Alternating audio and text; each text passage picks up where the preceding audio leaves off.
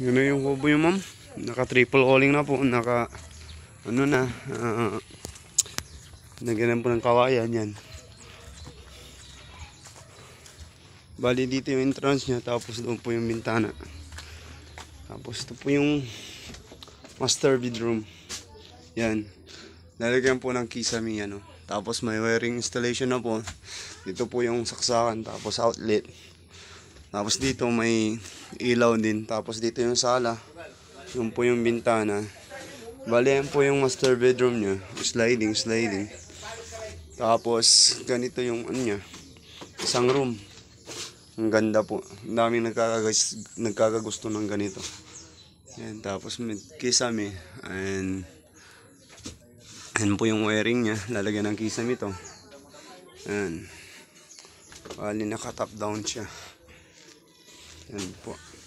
Ang ganda. Luwang. Bali kabuuan 8 by 20 feet.